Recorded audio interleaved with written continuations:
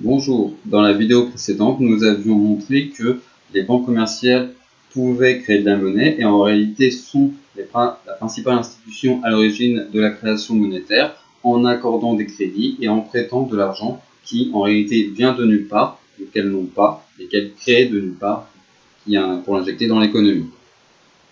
Selon l'adage, les crédits font les dépôts. Si on s'arrêtait à ça, ça voudrait dire que les banques commerciales peuvent créer de l'argent et prêter de l'argent de façon totalement infinie et donc augmenter sans absolument aucune limite la monnaie en circulation dans l'économie, ce qui serait très déstabilisateur pour le fonctionnement de l'économie. On comprend assez facilement si la quantité de monnaie en circulation augmente comme ça sans aucune limite, sans aucun contrôle. C'est pour ça qu'il faut qu'il y ait justement un contrôle de la création monétaire par la Banque centrale, et c'est ce qu'on va voir dans cette vidéo.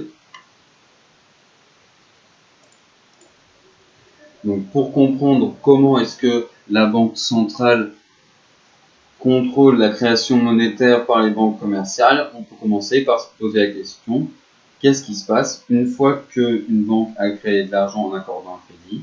Qu'est-ce que notamment les acteurs économiques qui bénéficient de ce crédit peuvent faire avec cet argent? Donc on va voir ça avec un exemple.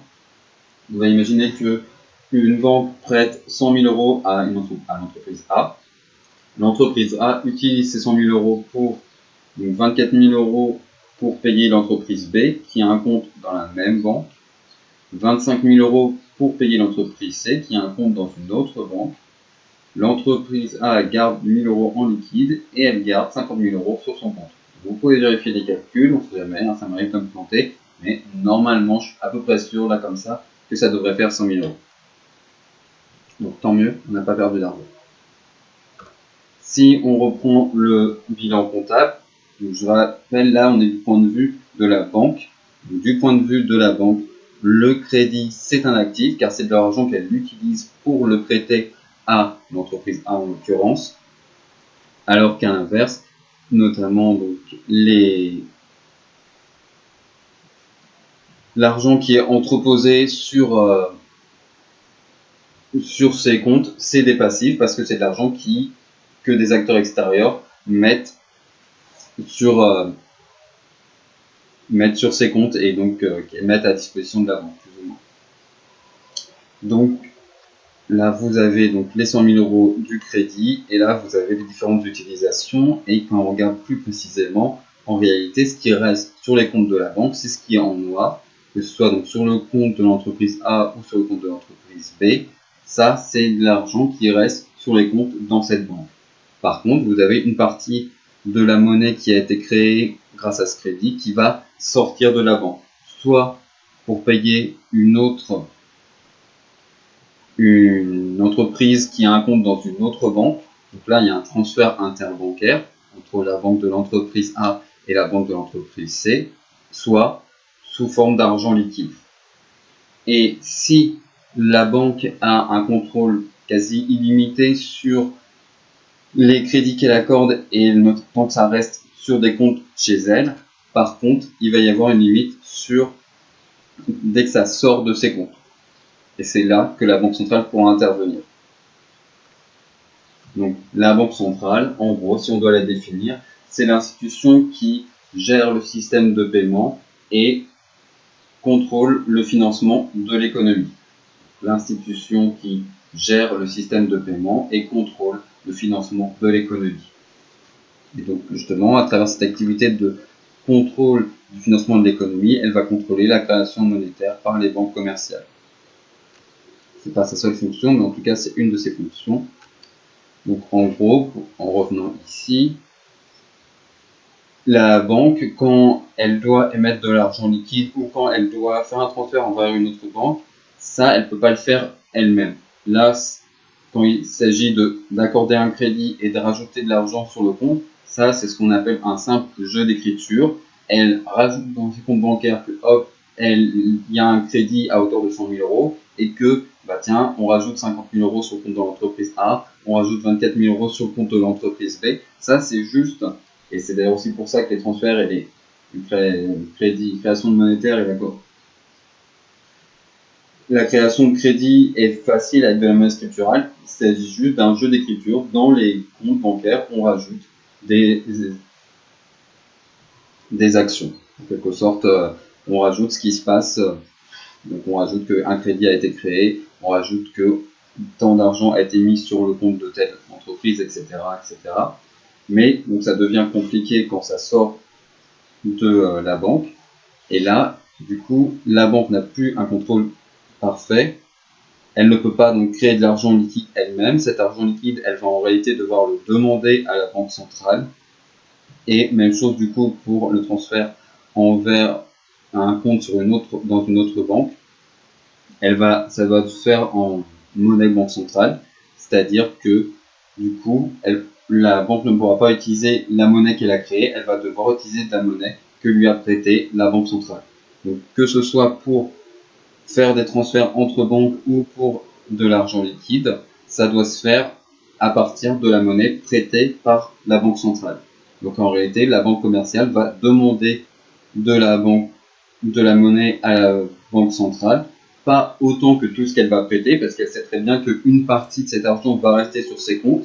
Ce qu'il faut se dire aussi d'ailleurs, c'est que là, certes, il y a de l'argent qui va sortir vers la banque de l'entreprise C, mais peut-être que l'entreprise C va payer quelque chose à l'entreprise B par exemple, et donc une partie de ces 25 000 euros vont revenir dans les comptes de la banque. Donc la banque sait à peu près, elle sait bien qu'elle peut accorder plus de crédit que la monnaie banque centrale qu'elle a à disposition, mais elle sait aussi que plus elle accorde de crédit, plus elle va avoir besoin de monnaie banque centrale, parce que plus elle accorde de crédit, plus du coup il y a de l'argent qui va partir sur les comptes de clients d'autres banques ou sous forme d'argent liquide. Et du coup, on va retrouver la notion de taux d'intérêt directeur. Les taux d'intérêt directeur, c'est, comme je l'ai noté, le coût de la monnaie banque centrale et des billets pour les banques commerciales. Donc, lorsque les banques commerciales ont besoin de monnaie banque centrale pour des transferts interbancaires, lorsqu'elles ont besoin de billets, elles vont l'emprunter à la banque commerciale contre un certain taux d'intérêt. Et donc, forcément, puisque elles, par exemple, elles empruntent à 1%, elles vont chercher à se faire une marge et elles vont répercuter ces taux d'intérêt sur les taux d'intérêt qu'elles vont appliquer lorsqu'elles accordent des crédits. Donc si par exemple là le taux d'intérêt directeur est à 1%, elles vont forcément accorder des crédits avec un taux d'intérêt qui est supérieur à 1%. Par exemple à 2% pour se faire une marge pour gagner de l'argent. Donc en fonction de l'évolution des taux d'intérêt directeurs, indirectement, ça va déterminer les taux d'intérêt pratiqués par la banque commerciale et donc le coût des crédits. Et donc forcément, plus ça coûte cher, moins il y aura de clients qui demanderont des crédits, qui vont emprunter de l'argent. Donc c'est pour ça qu'on a la quantité de crédits accordés. Et donc du coup, moins il va y avoir de création monétaire. Donc c'est un processus indirect, mais on voit que à travers les taux d'intérêt directeurs, la banque centrale détermine à quel point est-ce que ça va être coûteux pour la banque commerciale de prêter de l'argent finalement. À quel point ça va être compliqué, à quel point elle va devoir être obligée plus ou moins d'appliquer des taux d'intérêt plus ou moins importants. La banque centrale peut aussi définir des réserves obligatoires. Donc là, le principe, c'est de se dire que vous pouvez, comme je l'ai dit, finalement, dans la création monétaire, dans les crédits, il n'y a pas de lien avec l'argent qui est déposé sur les dépôts, donc potentiellement ça pourrait être illimité. Là, la Banque centrale va poser une limite, va dire si vous avez par exemple 100 000 euros, quand on additionne tous les dépôts de vos clients, vous ne pouvez pas prêter, donc créer de l'argent plus que 2 fois ça. Vous ne pouvez pas accorder plus que 200 000 euros de crédit. Donc là, elle va directement fixer un plafond et dire que vous ne pouvez pas prêter plus d'argent que ça, parce que notamment à cause des impayés, il faut que vous puissiez quand même avoir des réserves pour pouvoir payer vos propres dettes. Et enfin, alors ça c'est un rôle plus marginal, mais notamment en temps de crise financière, lorsque les banques risquent de faire faillite, la Banque centrale peut jouer le rôle de prêteur en dernier ressort, c'est-à-dire que là, la Banque centrale va intervenir et va prêter de l'argent à la banque commerciale pour éviter que la banque en question fasse faillite et disparaisse, et du coup, éventuellement, que tout l'argent déposé sur ces comptes disparaisse aussi. Donc forcément, elle va le faire contre un certain coût. Et plus vous prenez de risques, plus vous prenez le risque d'avoir besoin de l'aide de la Banque centrale comme prêteur en dernier ressort, plus ça va vous coûter cher. Même si ça, c'est finalement assez lointain et juste en cas de crise, mais la Banque centrale intervient comme cela aussi.